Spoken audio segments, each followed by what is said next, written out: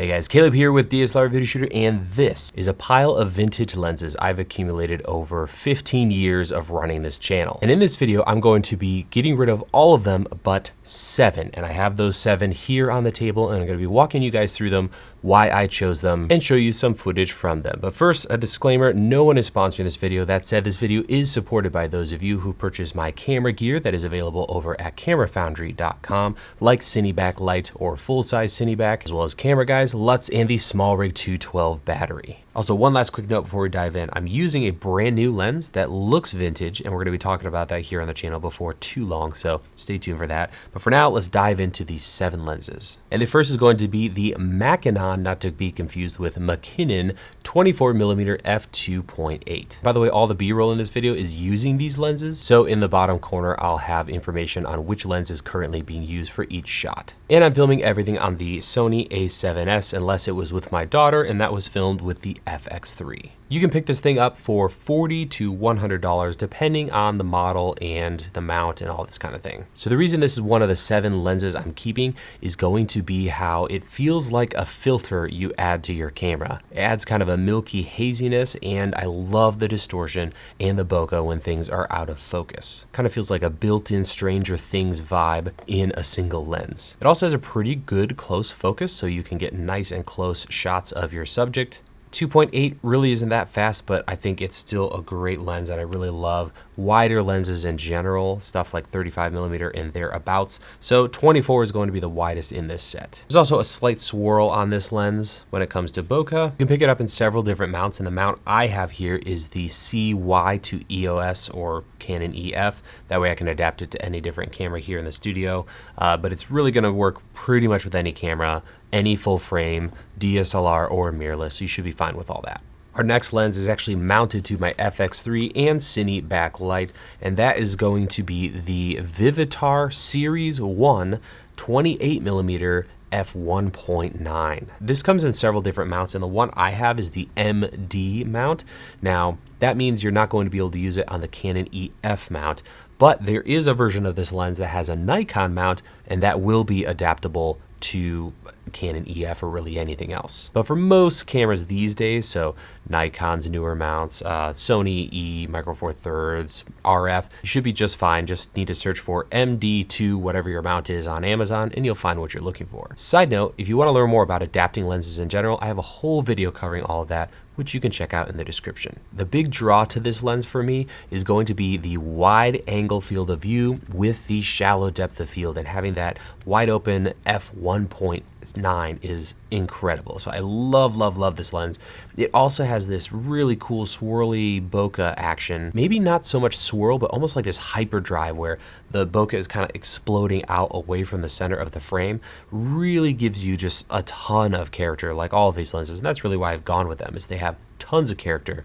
But that's the big draw for me on this guy, is how wide you can get and how fast it is. This lens also has a really good close focus or minimum focus distance of, I believe, 25 centimeters or 10 inches or something like that. So you can get products and things really close to the front of the lens, which I always love. And that lets you get that shallow depth of field just to blow out, which is awesome. I found that on eBay, this lens goes for about $150 to $300 depending on quality, the mounts, etc. Next up, we have a 35mm. This is the Mir 24M 35mm f2. This has been one of my favorite, if not my favorite lens for years. I love, again, the 35mm focal length and f2, so we get a nice faster aperture, and this thing is built like an absolute beast. It's fully metal. There's several different versions, but the one I have has kind of those vertical stripes and has that beautiful yellow, green, and red paint, very similar to a lot of Helios 44 lenses. But this thing's bokeh and image in general just has that really nice creamy look to it. I love the distortion. I love the swirl and the shallow depth of field. It's just a smooth, beautiful lens. So really a great one if you just don't know where to even start. This is probably the one I would recommend starting with if you're getting into something like vintage lenses. This usually comes in an M42 mount, which is great because you can adapt it to pretty much any camera on the planet. And like all of these lenses, it's a full frame lens. So no worries if you're going from full frame to Super 35, Micro Four Thirds, it'll work. Next up, we have a really interesting lens. This is the ISCO-GOTTINGEN, something like that lens. From here on out, I'm going to just call it the ISCO 50mm f2.8. It's a beautiful lens with this light zebra ink yellow paint, and this particular one came in a set that was adapted to PL that I purchased on eBay years ago. I've also modded it with some custom 3D printed rings and gears. But once you strip all that away, we have a simple little lens that has a beautiful image. This might be my favorite of all of them, just because it has this ridiculously expensive, beautiful looking bokeh and swirl and distortion. It's not a very soft lens, even at f2.8, and that's another downside, is it's really slow at 2.8. It's not 1.5 or 1.7 or something like that. But just something about this lens just speaks to me so much. Usually the way the bokeh is formed, the way it cuts, the way it swirls a little bit, and just this like distortion in the background. I just really can't quite explain it, but it looks like a $10,000 image to me whenever I use this thing. Probably the biggest downside for me is the close focus is fairly far away, so you can't get super close to the lens, and it's soft, so it's not super sharp, which is kind of a bummer at 2.8, but a fantastic lens and one I'd recommend. And if you want to check out the other two lenses that came in this set, you can purchase them because I'm going to be selling them. It's a 135mm and a 35mm, but I'm keeping the 50. Next up, we have the Helios 44-2.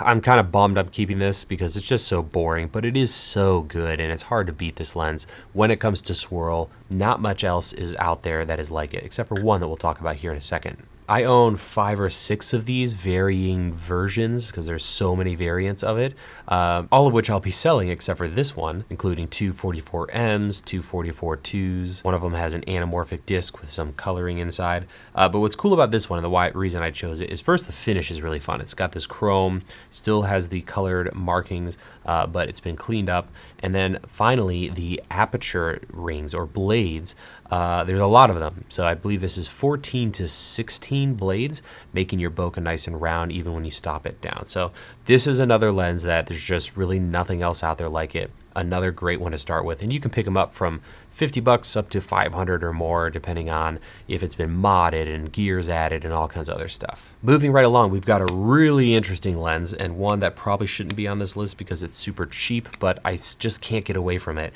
And that is this push-pull zoom lens from Nikon. It is a 43 to 86 f3.5 constant aperture zoom lens. And the reason I love this thing is flaring. I've done another video that should be up on the channel by now talking about just this lens, and I can't get over the flares on this. It has these golden red flares and you barely look at it and it starts flaring, especially when you're all the way zoomed out at 43mm. So this is a great lens to have. It's also really cheap. It's like $50 to $100. You just want to make sure you get the one with the silver ring, but you can learn more about the lens in that other video. It's going to come in a Nikon F mount. It's full frame, it's constant aperture, so when you zoom in, you're not going to have a lower aperture or losing light.